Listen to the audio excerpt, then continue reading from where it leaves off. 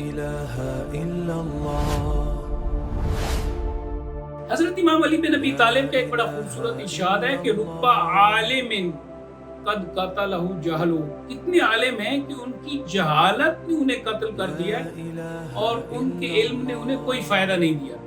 اب یہاں پہ سوال یہ پیدا ہوتا ہے کہ عالم بھی ہے اور جاہل اور اس کی جہالت نے. تو جہل کے دو معنی ہیں. ایک جہل کا ایک معنی یہ ہے جو علم کے مقابل میں ہے، یعنی وہ شخص جاہل ہے جو جانتا نہیں. لیکن جاہل کا ایک دوسرا معنی وہ بھی ہے کہ جہاں پہ انسان کے اندر برداشت نہیں. یعنی جہل کا لفظ وہ علم کے مقابلے میں ہے.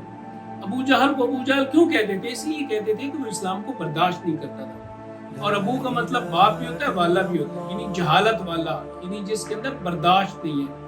تو بہت سارے عالم ایسے ہیں کہ جن کی جہالت نے مار ڈالا.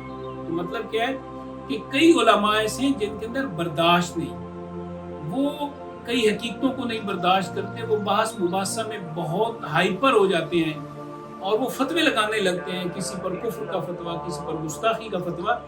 تو علماء کو بھی یہ بات سمجھنی چاہیے کہ اگر کوئی شخص آپ کے نقطہ نظر کے مطابق نہیں تو فیصلہ اللہ پہ چھوڑ دیں. اور بہت سارے فیصلے آخرت میں ہونے ہیں. اور رسول اللہ صلی اللہ علیہ وسلم اللہ تعالیٰ نے فرمایا کہ آپ انہیں کہہ دیں لکم دینکم ولی دین، تمہارے لیے تمہارا طرز زندگی ہے، میرے لیے میرا طرز زندگی ہے. تو اس لیے ہمیں چاہیے کہ ہم جہالت کا مظاہرہ نہ کریں، یعنی عدم برداشت کا مظاہرہ نہ کریں. اللہ تعالیٰ عمل کی توفیق عطا فرمائے.